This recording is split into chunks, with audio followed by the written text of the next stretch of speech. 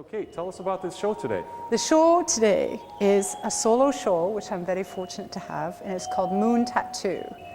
And of course, usually with shows, I always like to think up something to call them, either based on a personal philosophy or just something to play with, to throw out, even though not all the paintings relate specifically to that topic. But I've been fooling around with lighting canvas. Okay. And I did a piece where I was just screwing around, where I made like a head form into shoulders down to like your breasts. Right. And I was screwing around with lighting it by printing the moon on silk and putting it behind a cutout canvas of the piece. And then lighting it with these little LED lights that I found. And all of a sudden it became, boom, there it is, it's a piece. And I was just screwing around thinking it was a throwaway idea. And it created the moon tattoo. I really love that image on the card. So, that draws you right in. If nothing else, you want to just find that painting. Yeah. But then some of the other pieces I've done kind of relate to the moon, and I suppose being female, the female and the moon are kind of close together, and I've written some poetry about it. So that became like, but it's not the whole of the show. The show is pretty much very eclectic as I am. I brought 40 pieces on the day to hang the show, thinking I had all this space to fill. And I got here and I stood it all up and I thought, none of it looks cohesive. Like all of a sudden everything looked bad. And I had a friend help me, another artist, hang it. Took us all day. Okay. And I said, let's get the scalpel out. And we reduced it to 21 pieces so that it had some sort of cohesiveness. Because when you paint or make art, you chase ideas. And they don't always, some of them are out here and some of the, they're not Sure. always, they don't always hang together. You have to kind of, each show and each place you go to, you have to create the feeling, because every place you go to has a feeling of its own. So. Now you mentioned that one with the lights. I also saw the piece that you had at Hatch, the blue one with the, looks like shards of glass that are backlit. Yes, again, it's printing on silk and putting the silk and stitching it behind, cutting out pieces of the canvas, so I called it moon shards. Right. For the lack of a better words, because I'm married to a fix-it husband who gets woodworking catalogs. And one catalog came, and they have these systems for under-counter lighting, that tiny little LEDs on a strip that looks like a ribbon. And I got excited about it because I thought, I can use those. You can buy them by the foot with a little transformer power supply. You can get them in RGB, so you can control and mix the colors, or in white light. And all of a sudden it opened up just another kind of dimension to painting, instead of trying to paint light into the painting, actually using light. Yeah. But having said that, I still like the visceralness of oil paint and color. Right. And just kind of abstract ideas. My work, I think, looks somewhat, I think, kind of normal, but yet not. It doesn't fit. And so I know I've got a hard road because of it, because I don't do landscapes and I don't do still lifes and I don't do figurative per se. I'm looking for something different, something that has... Something that isn't. Yeah. And I look at everything. I love looking at art. I look at everybody. I love watching people's brains at work and what they make. In writing an artist statement, which is the toughest thing an artist has to do, especially when you have a show, you have to declare yourself. You're trying to define yourself to other people when you can't define yourself to yourself, except by working on painting. Sometimes when I do paintings, because I was trained as a theater painter, as a scenery painter, which means decorative arts, like faux finishing and textures, I would do backgrounds in a faux finish or just a textured, non-specific way, like spattering or dusting with charcoal and then squirting water on it and getting unintended marks, meaning you're just experimenting with process and whatever happens, happens. But then in addition to that, I'm also thinking of ideas to put on top of it. So I figured out that my statement really has to do with unintention and intention put together, and then I had an epiphany one day that that's kind of life.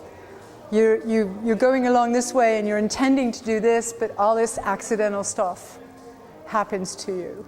I think, if I'm quoting him right, I think it was Yo-Yo Ma that said, music is what happens in between the notes. Or it could have been Mozart. I just heard it the other day. One of my favorite ideas comes from, I don't know if it's from Matisse. I don't know if it's a story I heard and you don't know where it came from. Right, right. About getting older and doing art.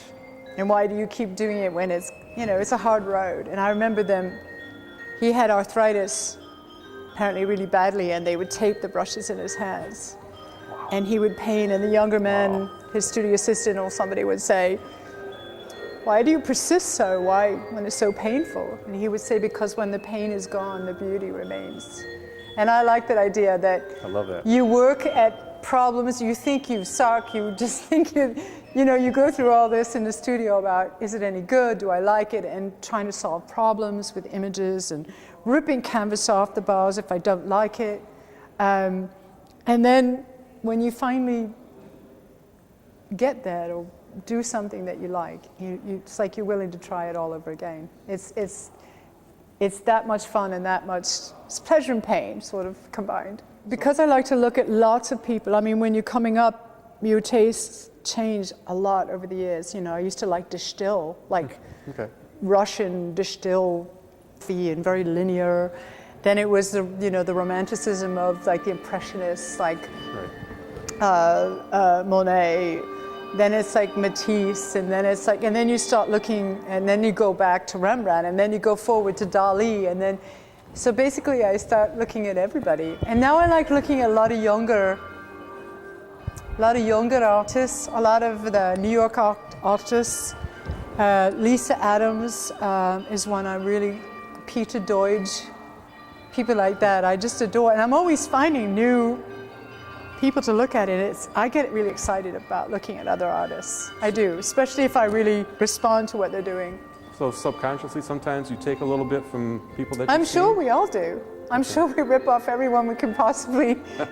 But yet I don't believe in it ultimately as to do with copying. I think that the things that you see around you, whether it's nature or the way a shape of an arm or somebody posing or a texture or just shadows and light, all sorts of things influence what you do and other artists, but when you put it through your own experience and psyche, it comes out as something else. So, I was a singer. When I was young, I sang for a living. I wanted to be a pop star when I was young. I was trained as a theater scenery painter. I painted sets. Trained by the theater? Trained in the guild system in England. It means you're an apprentice and a journeyman. Right. And you get abused terribly by the older men that force you, wash the brushes, mop the floor. And then I got a job in the movies, and that's how I came to be in LA, where I met my Michigan husband. I wanted to work in a movie set because everybody wants to find what. Sure. But I found out that I really like theater painting. It's much more painterly. Movies it's not that much fun. I've seen some of your works on that video at the Gilda House and also at the Royal Oak Library. Is that one of the library and Gilda still there? Yes. In 2009, I won a juried entry to mural The Children's Staircase in the Royal Oak Public Library. Right. And it was a wonderful job. I had so much fun because I do a lot of painting for children as well as my day job. Okay. And I figured out how they raised the money is a lot of used books were sold to the Friends of the Royal Oak Library at 50 cents and $1 to raise the money to pay me. Really? And then Gilda's Club, I painted originally in '97 the lower level play area. They called it Noogie Land after Gilda. And Noogies. What was it? Noogies. Yeah, getting Noogies. Yeah. Then again in 2004, they invited me back to paint some of the hallways leading to the playroom down in the lower level of the house. And then they had a flood this January. Wow. And the insurance paid for me to come back and recreate all new murals because they were all destroyed by water. That's beautiful. So I started at the end of April. I finished at the end of July. And they said fantasy, and I went nuts. There's Dinosaur World and Future World, and it's all over the place. And I had a blast. It must have been a blast. It was. I mean, awesome. It's all play to me. It's just nice to get paid to play. Instead of paying to play. Right. Which is a lot of what happens in fine art, is that you know, we live and die by showing in places, and finding places to show is tough. Pretty much every place has a fee to enter. Correct? Yeah. I think that you try to win on your own merit instead of just going to galleries and say, I'll pay you $3,500 to have a show. And that's why I like venues like this theater. It's like, I know it's not central to Detroit, and I know it's not well known, but it's a beautiful venue, and every month they will invite a different artist to show here. And if you can hand out enough art show cards and invite everyone you've ever met, Right. you can. I think it's worthwhile. So when was your transition to painting just for yourself? Well, in 1992, my husband, my Michigan husband, we left LA. Okay. This is summer of Rodney King, by the way. Okay. We moved to Seattle. I was vying for the straight job a scenery painter would have, Right. which would be to work in a theater with benefits, to have a job where you paint sets for shows coming in on tour. Sure. And the theater job fell through. And so I decided to go on my own. And so in 1992, I created my own business. Awesome. And faux finishing decorative painting was becoming very popular in the States. And so that's what I did. And I climbed ladders and swung from chandeliers and painted a lot of big houses. And we moved here in 1995 because Seattle is a boom and bust economy with Boeing. My husband ruptured a disc in his neck, had to go back to school, so I fauxed the world. But in addition to that, my motto was, whenever the paid work was done, then I would do my own work.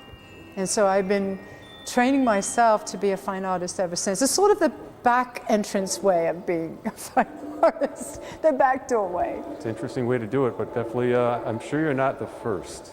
And you Well, I probably think don't. that, I used to kid about monkey and typewriters. I think if you practice, anybody, whether you're gifted or not, you have to practice every single day at what you want to do. You have to mine it. You can't say, I was writing a letter to a nephew who's quit community college, and all of a sudden he wants to go to art school, but he hasn't tried to earn a living. to go.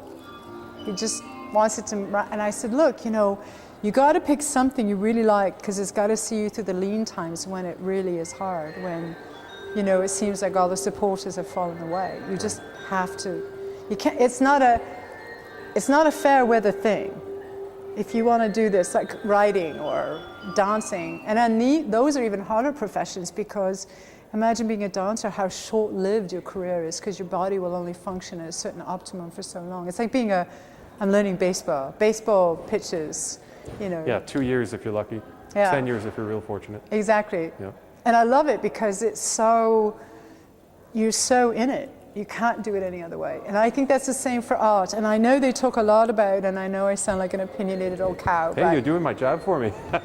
they talk a lot about emerging artists, and I understand that. And I think when you're young, you should be given opportunities. But as I said to one lady when I asked her about, Crooked Tree, do you have a residency? You could do an emerging. I said, well, I'm emerging. Apparently, emerging artist means under 30. And I think that to be emergent means you have to work at it your whole life. And I just happen to still be working at it. I couldn't help, I got old on the way. That just happened. So. Well, this is a beautiful show today. I absolutely just want to spend more time just perusing. Maybe with you. Please feel free to. I know lots of people seem to want me to explain paintings a lot of times. And I come from that school of thought that everyone should get out of it what they want. I'm happy to always talk about some of the ideas I had, but I never want to get in the way of people's own interpretation, because I think that's what it's about. You like it or you don't like it, and we certainly are living in a world where everyone judges everything by, I like that, I don't like that. And it doesn't matter whether you like it or not. It's still a valid work. Well, to me, I wouldn't have them hanging on the wall if I didn't like them. Though I am guilty of, if I don't like them, I'll rip the canvas right off the bars and start all over. You have to be brave about that.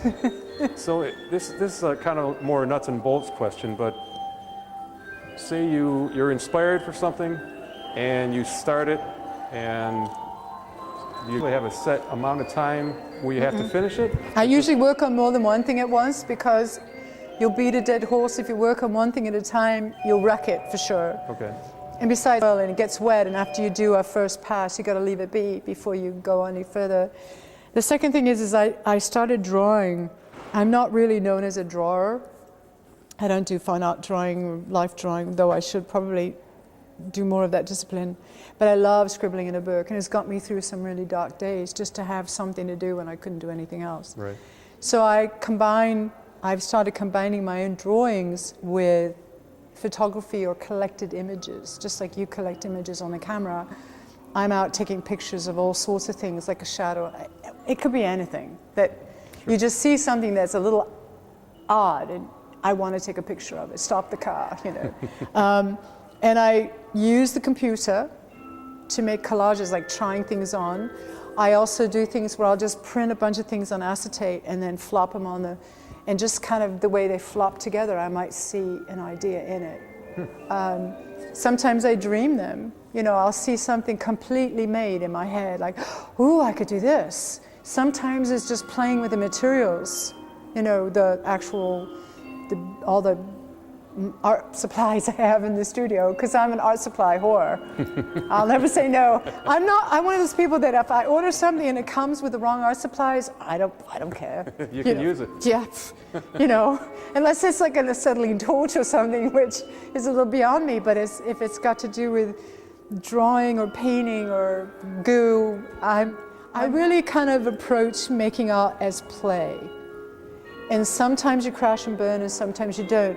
But you also have to learn to be brave enough to solve problems, because so much of my life had been a brush for hire, which I still do. You don't get to make mistakes. You have a brief, right. You satisfy that brief for that person. To the when you letter. go home and work, it's a free-for-all. You don't know, you know, sometimes you go down a road that is just not good.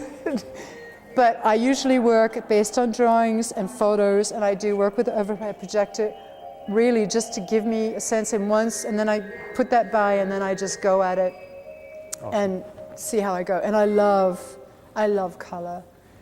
How horrible would it be if every autumn the leaves changed on the trees and they all changed the same color? Go ahead and say bye-bye.